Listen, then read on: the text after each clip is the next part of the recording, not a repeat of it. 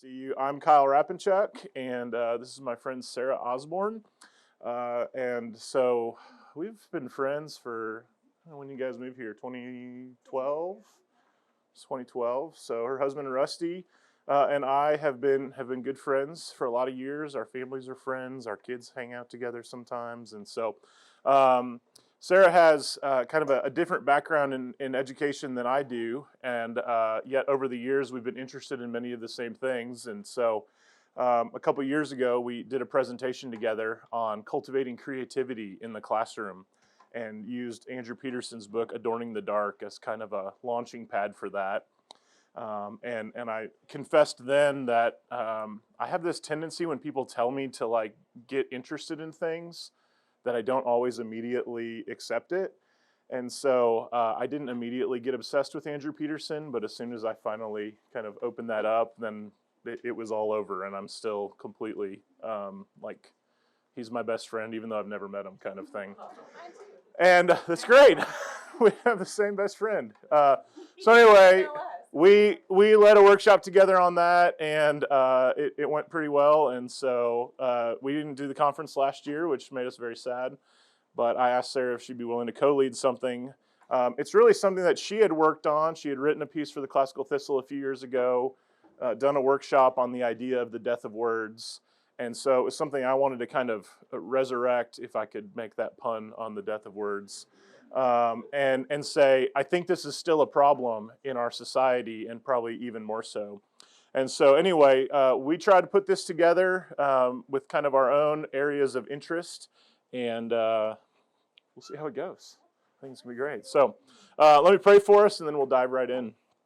Father, we thank you for this conference and the opportunity we've had to gather together, to make new friends, to see old friends, and to press into the calling, the vocation that you've given us. And I pray that it's been edifying, that it continues to be throughout this morning, and God, that you'll be glorified in all things. Please bless this workshop and all those that are happening now and the rest of this day, that we might grow in our understanding of education, and that we might ultimately more and more grow in relationship with your Son, Jesus. It's in his name we pray. Amen. Well, I'm kind of a risk taker sometimes, and so it's early on a Saturday morning after a long week, and I'm going to ask you to close your eyes. We are not taking a nap, but I am going to ask you to close your eyes and listen to the following passage, and I want you to try to picture what is happening, okay? So close your eyes and listen. The Wild raced through neutral ice and crossed the line onside. Zuccarello saucers a pass across to Kaprizov, and the one-timer sails just wide. Hartman now in a battle along the boards. The puck is tied up as Zuccarello joins the fray. Hartman kicks it out now, and Zuccarello with a quick backhand centering pass. Kaprizov settles the puck and rips one stick side, but a nice blocker saved by Kemper. But the rebound leaks out to Hartman, who shoots and scores!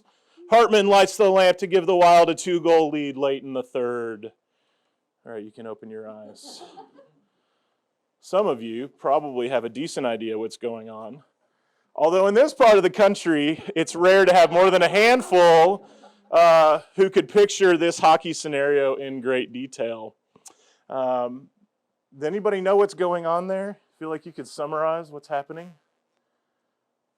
Zero. I thought you were all really great readers and storytellers and listeners. Okay, well, this is a, yes. Okay. Karis is the closest. She gets bonus points for understanding this was a hockey game. Anybody know what teams are playing? And? Doesn't everyone know that Darcy Kemper is the goaltender for the Colorado Avalanche? Do you know that a 2-goal lead late in the third is usually an indication you're going to win? Except when we lost last night. It hurt me real deep. We blew it. We're terrible. We've lost. Yeah, anyway. Okay, so you're telling me that was a little bit difficult to follow. Okay, we can try another one. Did you have a question or comment? No, I was going to say, I was just glad there was a block because I always appreciate defense. Yes, appreciate. Yeah, you know, Colorado's got a really good defense, but you can't stop Hartman sometimes. He's been on a goal-scoring streak the last 2 games. So, well, some of you understood that was hockey. It sounds like the rest of you had no idea what was going on at all. So maybe let's try another passage. So go ahead and close your eyes and try to picture this scene. "O Croesus," replied the other, "you asked a question concerning the condition of man, of one who knows that the power above us is full of jealousy and fond of troubling our lot. A long life gives one to witness much and experience much oneself that one would not choose. 70 years I regard as the limit of the life of man. Hence man is wholly accident. For yourself, O Croesus, I see that you are wonderfully rich and are the lord of many nations. But with respect to that whereon you question me, I have no answer to give until I hear that you have closed your life happily. For assuredly he who possesses the great store of riches is no nearer happiness than he who has what suffices for his daily needs, unless it so happens that luck attend upon him, and so he continue in the enjoyment of all his good things to the end of life. He who unites the greatest number of advantages, and retaining them to the day of his death, then dies peaceably. That man alone, sire, is, in my judgment, entitled to bear the name of happy. But in every matter it behooves us to mark well the end, for oftentimes God gives men a gleam of happiness and then plunges them into ruin." All right, you can open your eyes. Anybody know what's happening here? Got a few head nods. Mr. Mosley, you want to venture a guess or a well-educated hypothesis as to what you just heard? Does it count as cheating if I know where it's from? No, it's not cheating at all. So this is Solon. Yes. Croesus and Herodotus. And Yes, it is. Croesus has kind of prompted Solon to say that he must be the happiest of all men. Yes. Fabulous wealth. And Solon's reminding him of no human affairs are precarious. Yes. And that's going to be borne out later in the narrative. So good, so good. So you're telling me you actually understood what was happening with your eyes closed this time. Very good. All right. Well, this passage, taken from Herodotus' histories, as Ian told us, is probably more familiar to you, especially after he gave you that prompt. You might go, oh, I remember hearing that or reading that. It's perhaps a much more comfortable story for conversation as well, because even if you didn't read that before or weren't familiar with it, you go, oh, I know of ideas of happiness or ideas of the length of life or what it looks like for us to have conversations about what makes a man happy and whether we can say that at certain points in life. So I present these two scenarios to suggest how significant familiarity with the vocabulary and context proves for one's ability to understand a passage or a story. A great reader might still find him or herself struggling to discuss the hockey story, whereas a mediocre reader who is familiar with Greek or Persian culture or historical or wisdom literature will manage pretty admirably in that process. Unfortunately, fewer and fewer students are taught the languages in which the great books are written, and not many more are taught the vocabulary they will encounter even in the translations of those great books. The combination of a lack of vocabulary and background and historical context is perhaps the greatest reason why the greatest of books, the Bible, is read less and less. Brent Strawn considers some of these ideas in his excellent work, The Old Testament is Dying. In Strawn's book, he explores the analogy that the Old Testament is like a language. I'm going to try to summarize it briefly. I do recommend this book to you. It's long, lengthy, difficult, but highly worth your time. Strawn writes, "What I mean by this linguistic analogy then is that the Old Testament, like any other piece of literature or art, like any other way of figuring the world, is, or at least can be, a way of constructing reality, a way of understanding the world, a way of perceiving all that is, including ourselves. Just as a language, pre-verbal, non-verbal, and verbal, allows us to make sense of the world and ourselves, the Old Testament provides, or can provide, a kind of grammar for constructing, perceiving, and understanding the same." So he subsequently shows how the Old Testament, like a language, he's using this analogy throughout the book, does in fact do each of the things that a language does, and can therefore be a helpful analogy. In light of this connection, Strawn goes on to consider why and how languages die. So this phenomenon arises in a number of ways, but it typically results from the pidginization and the creolization of language. So pidgin languages can be described as greatly abbreviated languages that facilitate the bare minimum of communication needs between people who do not share a common language, but who must nevertheless interact for some reason.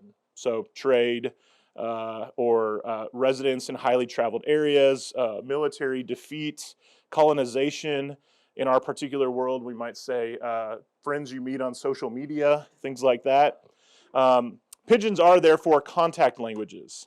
The two languages don't mix equally, such that the dominant language, what they call the superstrate, may retain more of the vocabulary and form of the original than the less dominant, what we call the substrate language. Nevertheless, the pidgin that results is becoming something different than the original of either language. As needs continue to arise and the circumstances that led to the pidgin in the first place become more pressing, it's not difficult to see that with enough time and enough speakers and enough expansion, that a pidgin could become the dominant, if not the only language of a people group or geographic area. When a pidgin reaches the point of becoming the dominant language, it becomes a Creole language, which John Holm defines as having a jargon or a pidgin in its ancestry. It is spoken natively by an entire speech community, often one whose ancestors were displaced geographically, so that their ties with the original language and socio-cultural identity were partly broken. So at this stage, we no longer have the same language, and this signals the end, in many cases, of the original language or languages. In terms of language death, Strawn writes, the most telling and deadly of these, indeed the moment that eventually produces the situation where only one speaker survives, is when a generation of speakers stops communicating its language on a regular basis to its children. At this crucial juncture, the language is no longer a productive spoken language. Now, these reflections lead Strawn to argue that the Old Testament's revival requires educating our children. One of the obvious reasons for the death of the Old Testament, as I've already said, is that most only know it in a kind of pidginized, then later creolized form. And this sad condition can easily be explained, and it relates to our failures to educate. Using the analogy of language again, we know that children learn language in a variety of ways, but they usually start by speaking in some kind of pidginized form. Consider Strawn's example of a child's phrase, go car, as a substitute for the full sentence. Yes, Daddy is going in the car, we might clarify for the child, but we know what they meant. So children begin with this pidginized language that helps them communicate in the moment, but we're not content to let them stay there.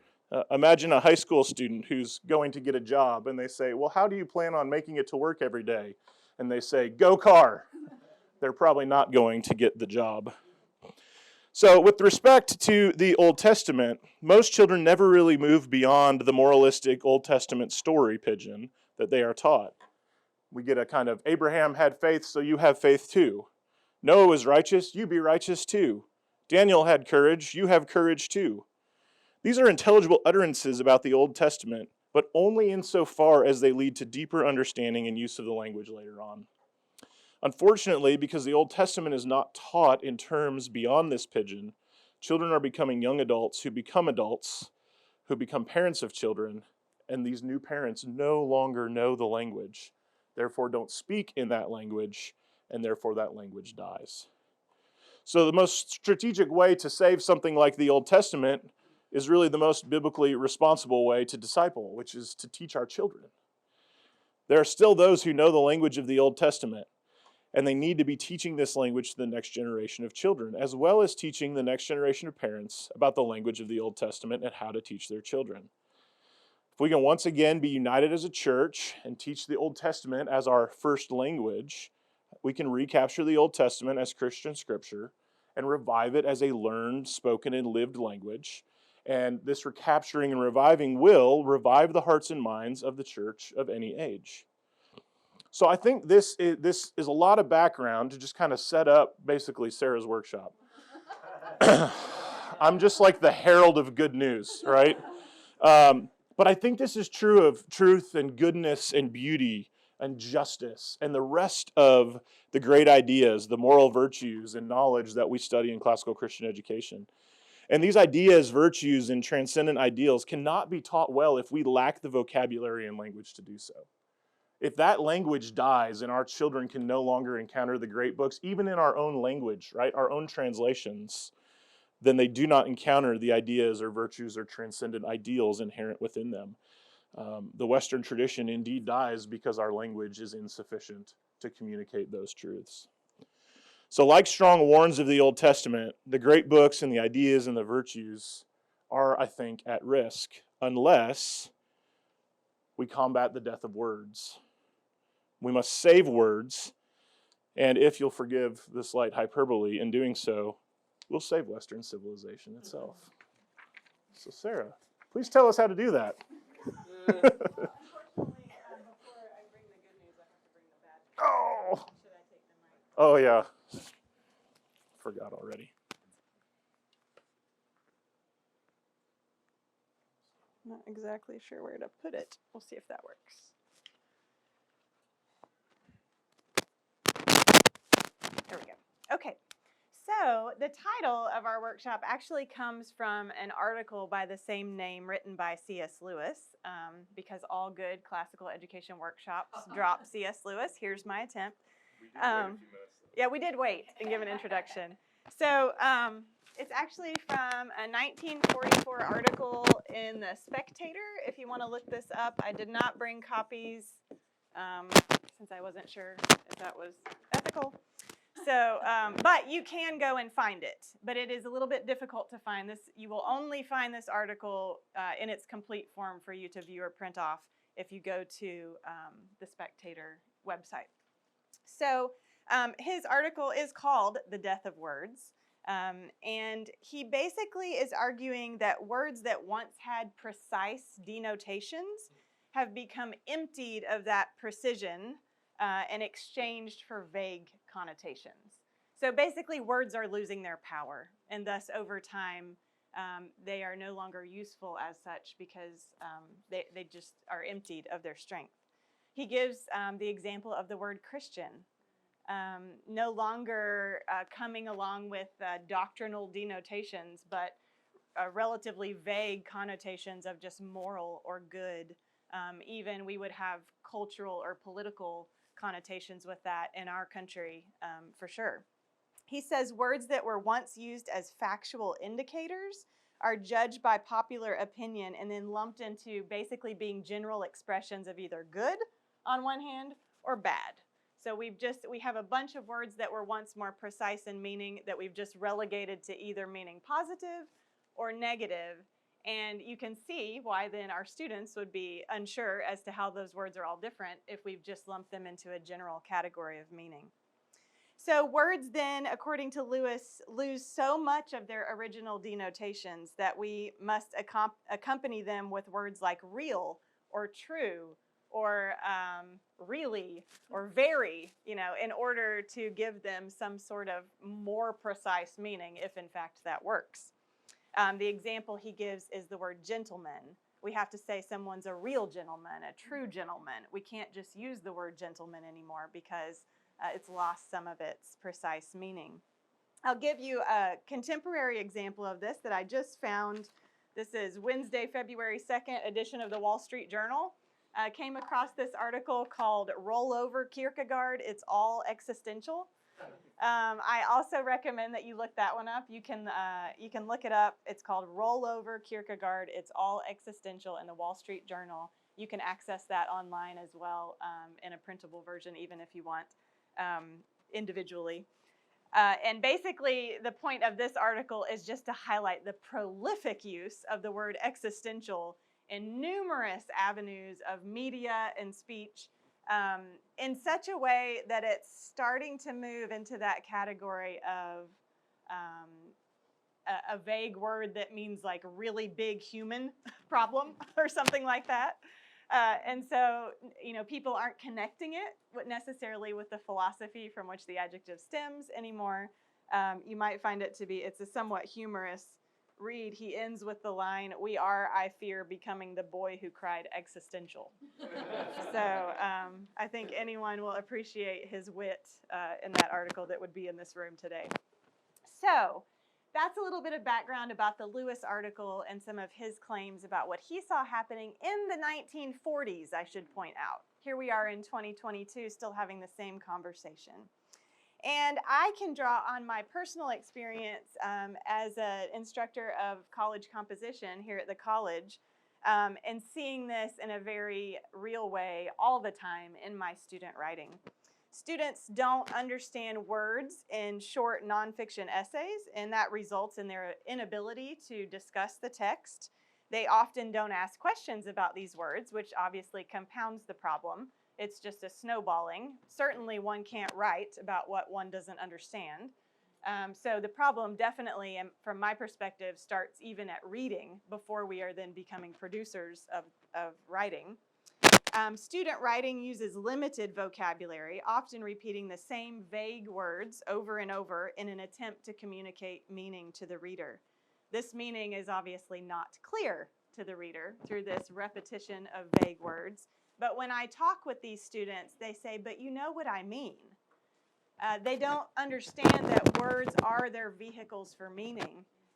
They are expecting me to somehow, if they just keep pounding out ambiguous words, if they put enough of them on the page, I will somehow be able to grab a hold of whatever meaning is in their mind.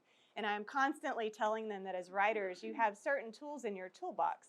Vocabulary words are one of the most important, right? I mean, they are the vehicles of the meaning. They also have grammar and sentence structure, other factors that do enhance or communicate meaning that they are trying to get across. But if they don't use the precise words themselves, then the reader is left grappling for meaning. Students write with redundancy because they lump on, as I mentioned, as many words as possible to try to get at their intended meaning. They also rely on a lot of adverbs to make up for weak, imprecise verbs. They don't readily know strong verbs. And this is particularly true for academic writing, which is what I'm mostly dealing with. I recognize that in more poetic, creative writing, we would maybe intentionally use words that have some ambiguity in order to make our reader think. But in academic writing, we're looking for accuracy, precision, power, strength, clarity, and that is lacking when students don't know the verb that will connect the two ideas that they are trying to compare in their sentences. They often use the incorrect word, even when they do try to pull, maybe the right part of speech out to put into the sentence. It's simply the wrong word. Sometimes, sadly, it's even the wrong part of speech. But oftentimes, it is just the wrong word for the meaning that I know they're trying to convey because I've talked with them individually. They do sometimes use incorrect forms. They use the wrong verb tense for meaning. They don't understand how grammar affects meaning. They use this increasing problem that I see is the misuse of prepositions, which I find fascinating because my background is in teaching English to speakers of other languages, and prepositions are a difficult hurdle for non-native English speakers. Let me say that again. It's a difficult hurdle for non-native English speakers. So what does that mean when that's what I'm increasingly seeing in the writing from native English speakers who are not in 3rd grade or 4th grade, but they are in college and still using prepositions incorrectly?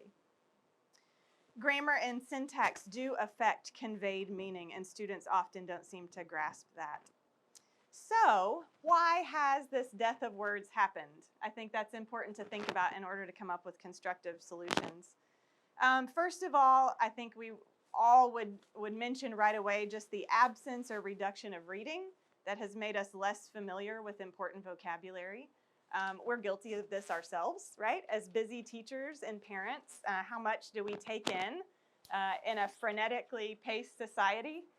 Difficult to do, and I know here at our college, our students are also working in addition to going to class, and we're asking them to also fill their minds with pages of reading. I mean, it's a hard sell in our time. Also, the increased use of texting and email and less focus on formal writing has made us less adept at using precise vocabulary and formal conventional language. We deal with this all the time in our writing classes at the college, is just trying to move students to a more formal writing style and trying to help them understand why they can't write the way they text in an academic essay.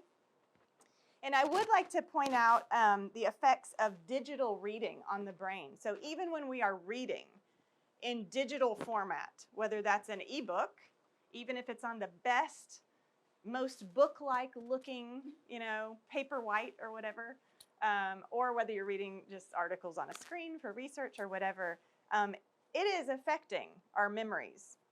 With the gains, there are undoubtedly some losses. I have a book up here that I would highly recommend. It's so wonderful, full of all kinds of interesting tidbits about reading, about language, about what the digital world is doing to our brains. It's called Reader Come Home, The Reading Brain in the Digital World by Marianne Wolf. She's also the author of Proust and the Squid, which you may have heard of before if you've done any research on reading and language acquisition. But she says in this book, there are unseen costs for every age. By a calculus we largely neglect, the more constant the digital stimulation, the more prevalent the boredom and ennui expressed by even very young children when we take the devices away. Hyperattention, continuous partial attention, and what psychiatrist Edward Hallowell calls environmentally induced attentional deficits pertain to us all. There is neither the time nor the impetus for the nurturing of a quiet eye, much less the memory of its harvests. Behind our screens, at work and at home, we have sutured the temporal segments of our days so as to switch our attention from one task or one source of stimulation to another. We cannot but be changed. And we are, in ways that you have only begun to sense. Over the last 10 years, we have changed in how much we read, in how we read, in what we read, and why we read, with a digital chain that connects the links among them all and extracts a tax that we have only begun to tally. And I think if you read her research further, it is alarming what that tax might look like for ourselves, but even increasingly and exponentially with our children and our students. So also, ironically, in a world more globalized than ever, students' limited community of voices results in less exposure to foreign words, ideas, and concepts. So I say ironically because here we are in this globalized era where we have access to information crossing, all over the globe, coming in and out from different avenues. Ideally, the internet has made information more readily available even across socioeconomic divides. But interestingly, we're not seeing students with an increased capacity of understanding and language use. It's shrinking. So there are still, I think, some socioeconomic factors that are causing this. Even though information and books, tools are more readily available to certain sections of society than they once were, there's still some boundaries there. We all know that our students who come from families where there were not a lot of books read and maybe parents weren't as educated, those students come to us with a more limited vocabulary. So there's still some work to be done there.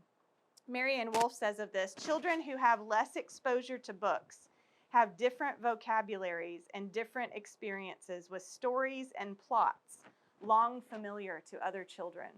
I think that's really fascinating that she's not only pinpointing specific words that children may not absorb and have in their background of their brains, but also even the framework for story, that they don't come to your classes as ready to engage with that as other students. So also a lack of understanding of logic is a problem, and this leads to misuse of words for clear reasons. Words that especially denote proper relationships between ideas. So I have students in my class in college who will use words like because, or as a result of, or consequently, and they will have the ideas in the wrong order in those sentences regularly. It does read sort of comically at first, and then you start getting really concerned, right? So there's a logic problem that needs to be addressed along with a language problem. And then finally, another reason we live in a fast-paced world, right? Students, all of us, don't want to stop and look up unknown words. They just want to accomplish the task, finish the paper, get the grade, end the semester, and move on. And that's true for all of us, I think, sometimes. So this is problematic for obvious reasons. All of these factors that are contributing to this change are causing us to lose the ability to communicate precise meaning to one another in dialogue, in debate, and in written communication. We're losing the vehicle for communication of ideas essential to the preservation of important aspects of society, such as democracy and ethics, and certainly for our community here, we have big concerns about theology as well. Marianne Wolfe again, you'll see how great she is because I keep quoting her. Those who have read widely and well will have many resources to apply what they read. Those who do not will have less to bring, which in turn gives them less basis for inference, deduction, and analogical thought, and makes them ripe for falling prey to unadjudicated information, whether fake news or complete fabrications. Our young will not know what they do not know.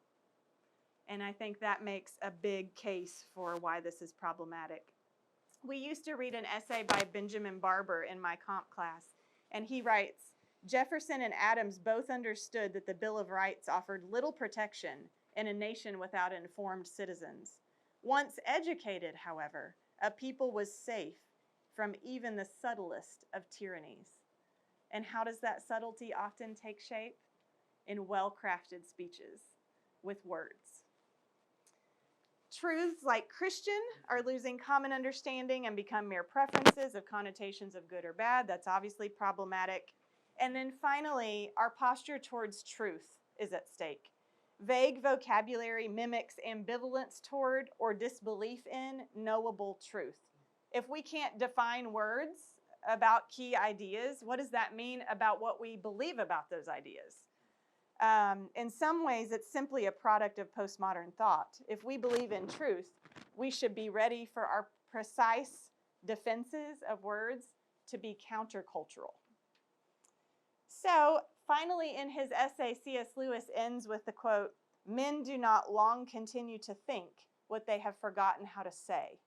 Again, that connection between our guarding of language and our guarding of ideas that are essential for our human flourishing. So now I will get to what we can do to fight this. I'll try to speed along here. First of all, exposure to lots of words seems, like an obvious solution, but one that I think is good for all of us to think about. This does not end with the grammar stage. We tend to think of the grammar stage as when we're pouring in all these concepts, we're helping them absorb all this language, but it shouldn't end at that point. Parents and teachers can model precise vocabulary at any age. Books, obviously, for our students, yes, but also quality audiobooks, theater productions, songs, lectures. I think it's important here to mention that some of our students are not going to, because of issues like dyslexia, visual processing disorder, other reading challenges, are simply not going to take in as much print on a page as other students. So we need to be creative. It can sometimes take up to or more than 10 times the exposure to the same words for students who have learning disabilities to absorb the meaning and be able to reproduce that language. So repetition is important, and bringing the language from all kinds of avenues is important. Yes, helping students who may not naturally experience through books as many words as their peers. And I just have to say, this is not a pie-in-the-sky speculation here. I'm not saying, oh, but we can do that for these other students that aren't going to have access to books, and it just be kind of this thing we're grabbing at. I myself have a child who has a visual processing disorder, and therefore, compared to my other 3 children, has been exposed to far less print media than my other children. However, interestingly, at every assessment that has ever been done of his academic performance, intelligence, psychological testing, he always performs his highest marks in vocabulary. And I am convinced that that's because he's in a home where he hears a lot of language. Also, it's important for us to have continued exposure to conventional grammar and that we help our students understand how this is connected to meaning. That grammar is not just the math of language, but that it's actually important, imperative to communicate meaning. And I'm a person who asks why all the time. My parents hated that when I was a child. I appreciate it a little more as I'm an adult. But I do think that we can go the extra step of helping our students see, why do I need to learn about this grammar concept?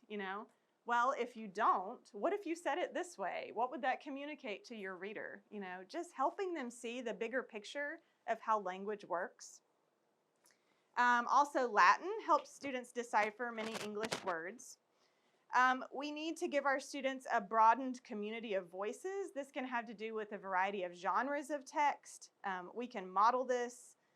We can also not keep going back to the same text we know that they've read in previous grades over and over and over. I realize there's some pedagogical value to that, revisiting something later on that maybe they were just briefly exposed to at a young age. But we also have to recognize that we have a limited number of years these kids are in the school. Let's give them as much as possible. I think there's a cross-cultural element here. Do we listen and read globally? Even when works are translated into English, we still get a different feel for language from reading, say, a Russian short story than we do an American one. Also, an exposure to a variety of authors and speakers, male and female, young and old, from different socioeconomic backgrounds, geographic context, etc. We can also pursue a proactive acquisition of new vocabulary. I have a few books up here. This is the one I read from when I was in elementary school, so it's a bit old. It's called The Must Words. It's still out there. You can find a used copy. I also have a couple of other ones that I just recently found. I've handed to my kids. Words every educated person should know kind of books. I have pulled from those before in my college classes. And tried to give incentives for using the words either in class discussion. I've given an extra point if you could use 3 words from the essay we read last week in our discussion sometime this week. I am looking for ways to try to be creative about, it seems very just kind of not creative to pull a bunch of words and have them memorize them, but I think there's just a need. How else are we going to teach them new words? So coming up with ways to incentivize that.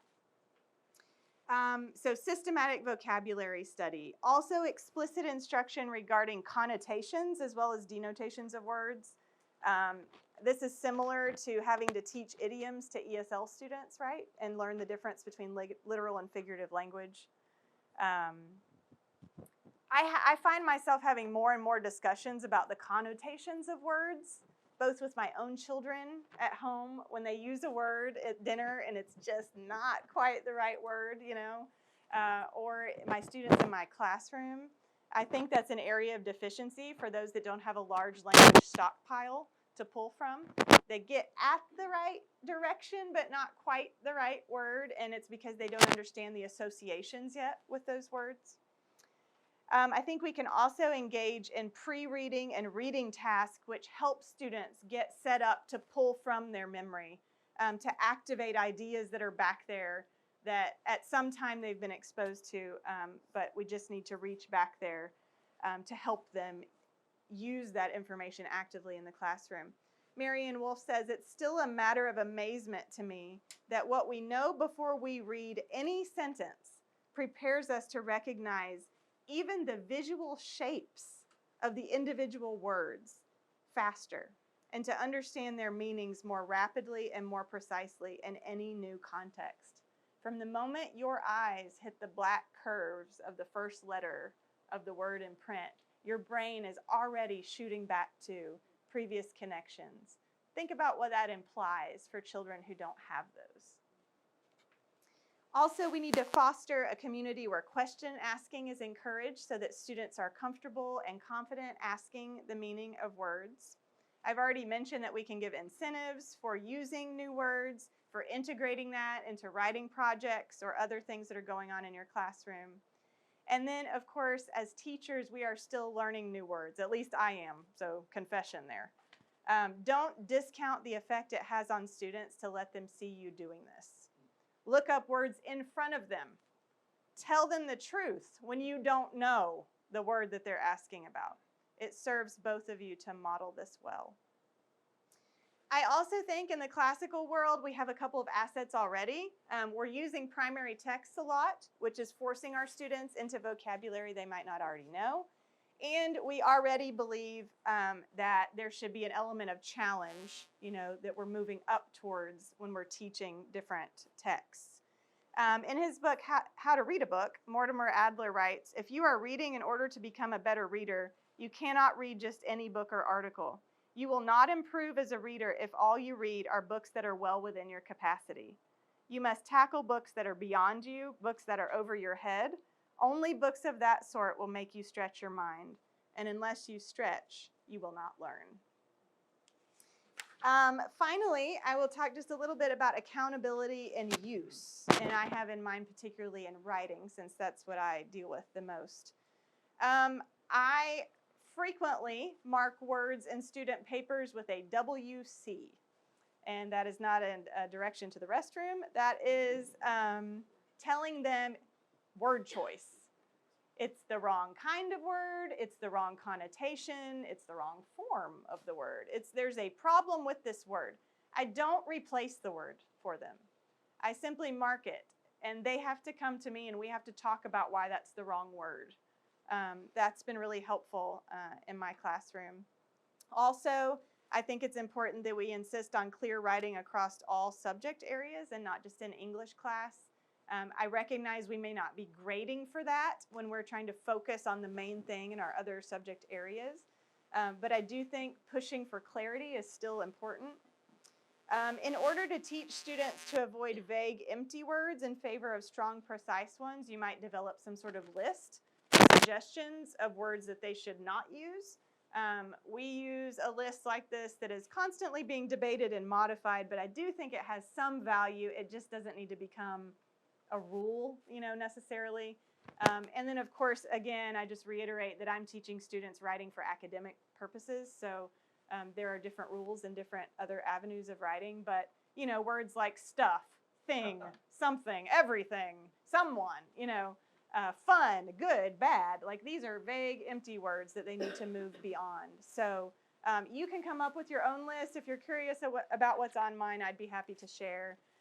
Elements of style here. Oh yeah, look at that. Amy has a bunch of them up here. So see, I'm not the only one. Elements of style, by the way, there are a few copies I noticed this morning over. If you teach writing and you don't have this book, you should. So go buy it.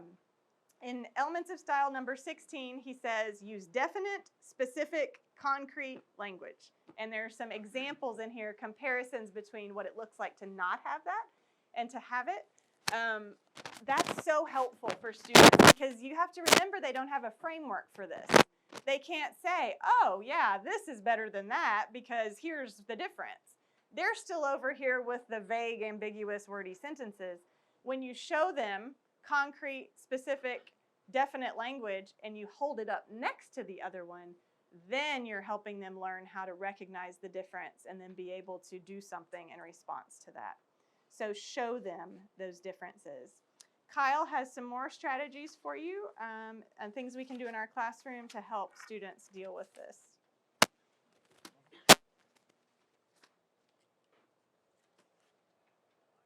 Oh, sorry.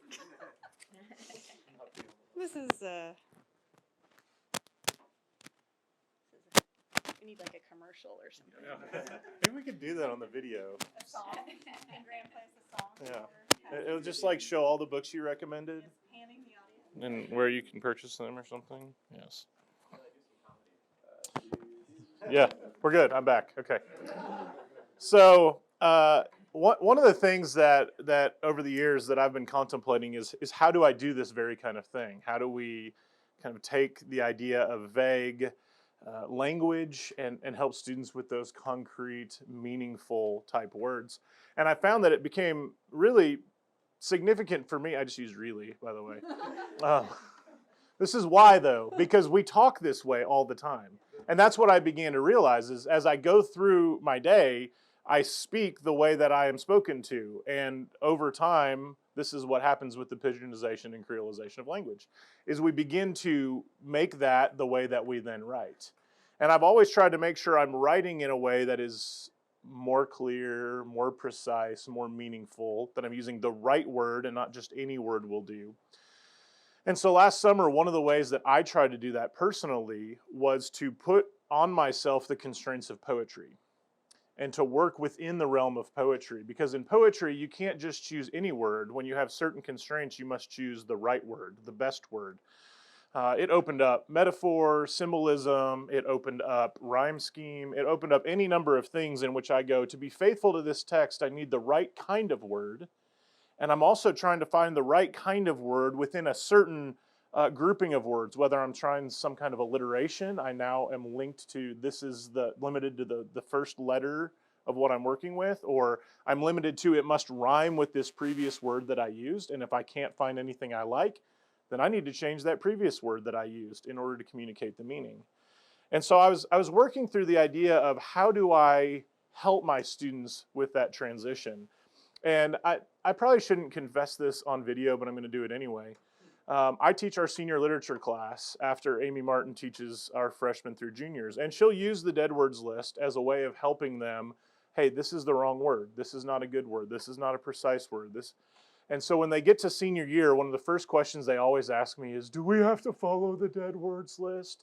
Because they all speak and write that way. And so it's a chore for them to do the hard work of picking the right word. I think we all know that. It's easier to just pick the wrong lazy word and move on. But we don't want our students to be lazy. And so they get to senior year and they're hoping they can be lazy. And the reality is sometimes I'm too lazy to mark all of the dead words. I don't want to word. So I tell them, I said, glorify God with your language. And that probably means don't use the dead words. But I said, I'm not really going to mark them, but I also have a policy of I don't take points off. They earn points. So I just say, if you use a bunch of dead words, I won't take points off. You just won't earn as much. And they're like, ooh. So usually that kind of gets them thinking about it. But also, I'm not a big fan of grades, as they'll tell you. And so they're like, yeah, that threat's kind of empty, though, because I'm not sure. And I was, okay, fine. But what I've started to do this year is to try to work in the same kind of thing I did to myself with poetry, and to say maybe this is a way that we can open up their horizons, to teach them new words, to help them begin exploring new words, and to have some kind of one-on-one tutoring at certain points. And so you have a handout, hopefully, that's got 2 poems on it. I'll ask you to turn to I Wandered Lonely as a Cloud by William Wordsworth first. Whichever side you're on there, get to that one. So this is an activity we did, not very many weeks ago with my senior literature class. And so on Fridays, it's poetry day.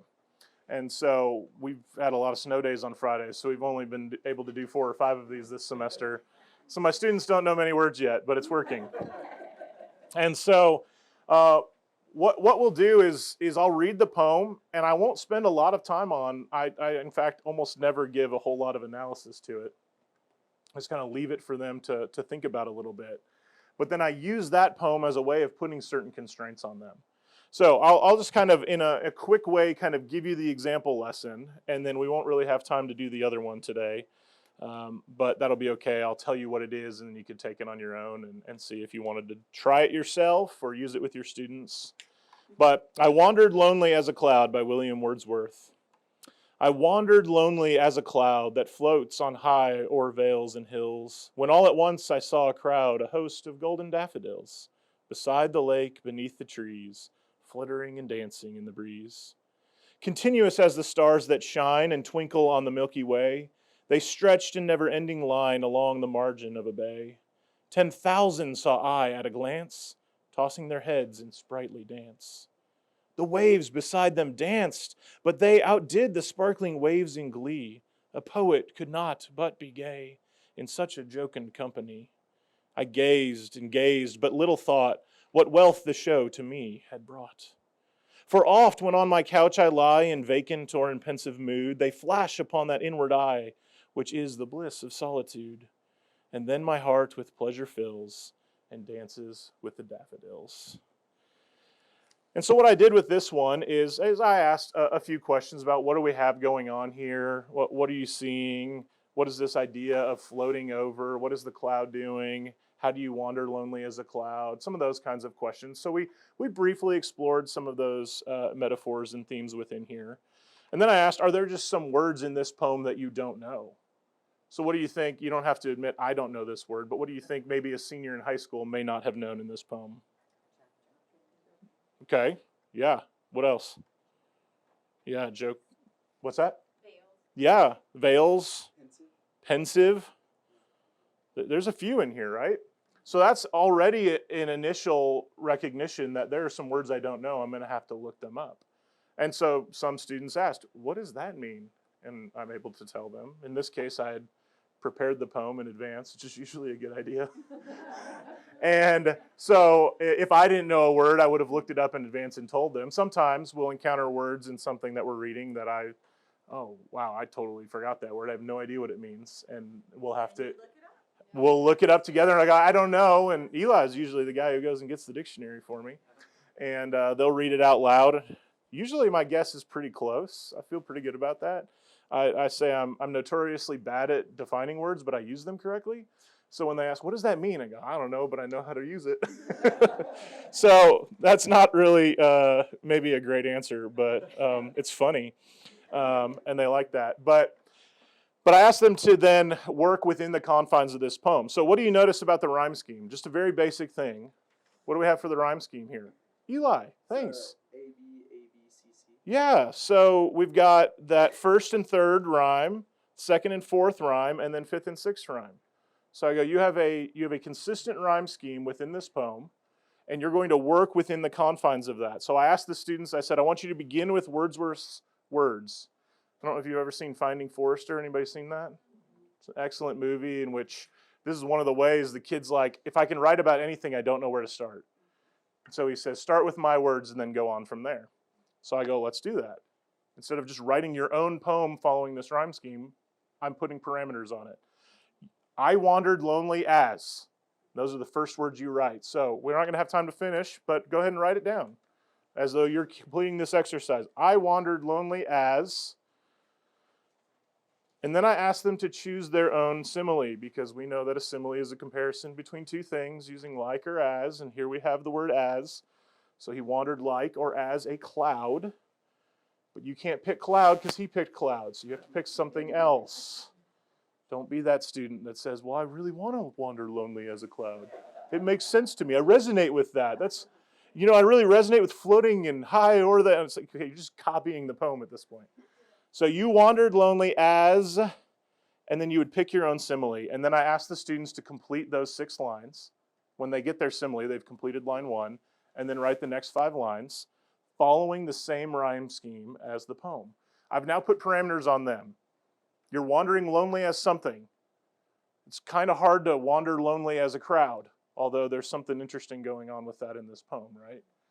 That the cloud does see a crowd of daffodils, and there's an interaction and a contrast here, right? But we're not really actually analyzing this poem at this point, but you might notice that.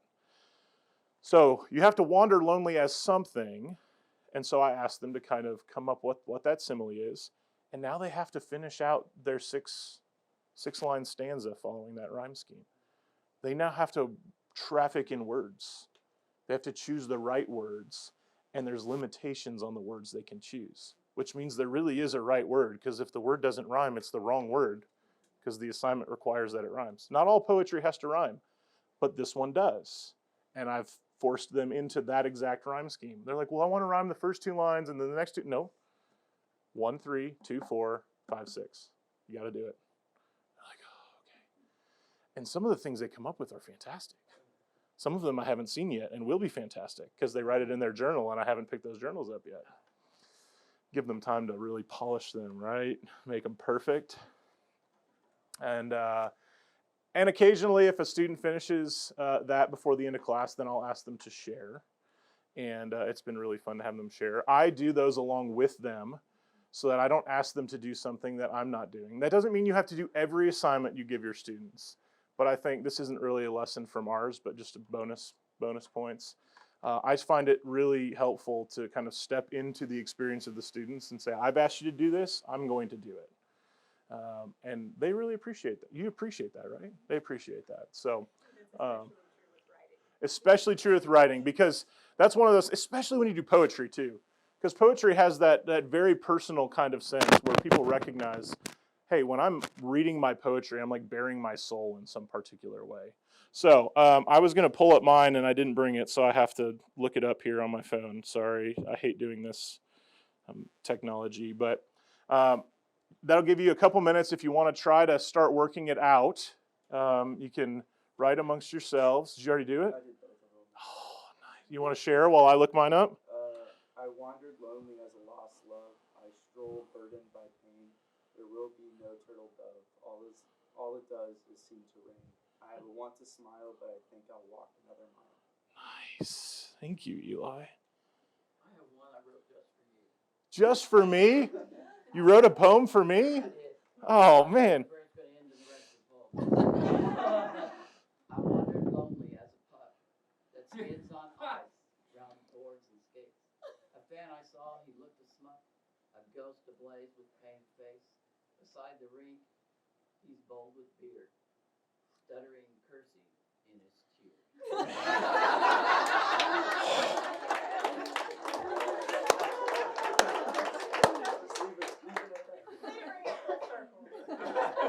I don't drink beer at hockey games. Okay.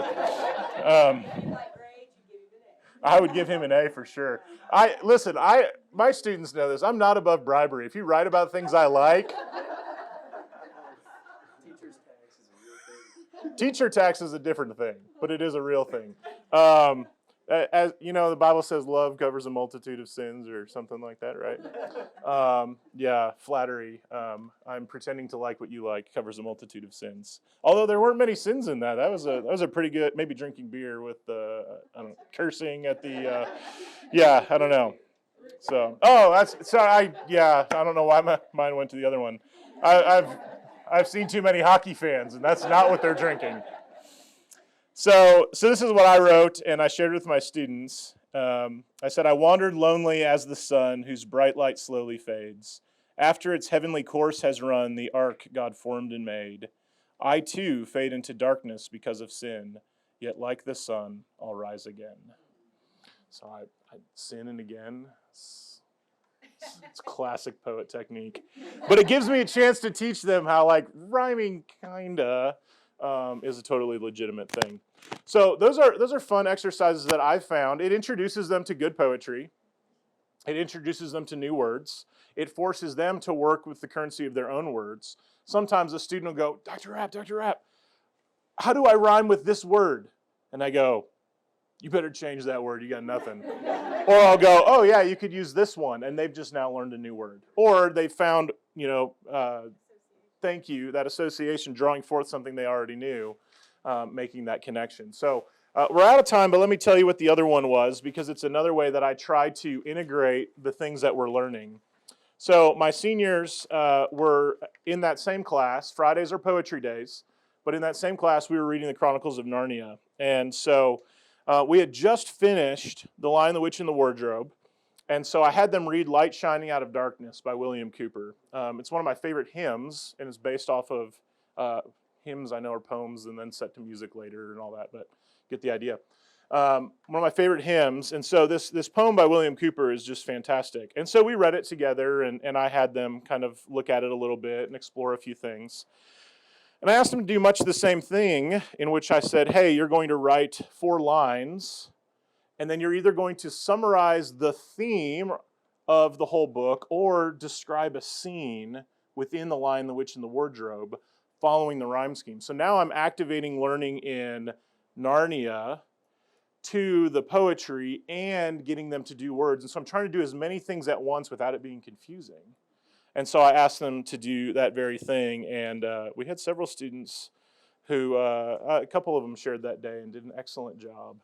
And if you want to hear mine, I'll share it with you afterwards. But that's one way that I've found. It's a fun way. It's a way of introducing them to more poetry, which I think is always a good idea.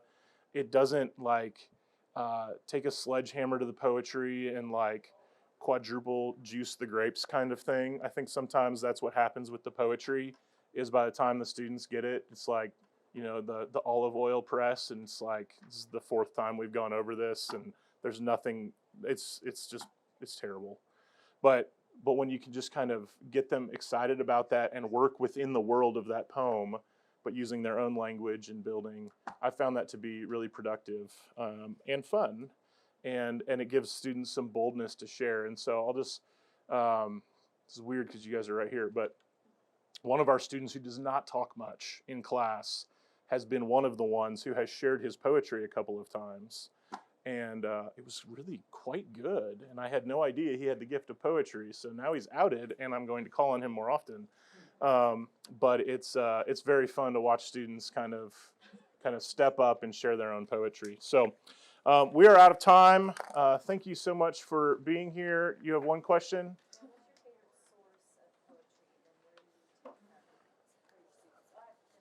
Yeah, that's a great question. I did a lot of poetry in my undergraduate work, and so I have a number of different things that have just been my favorites over the year.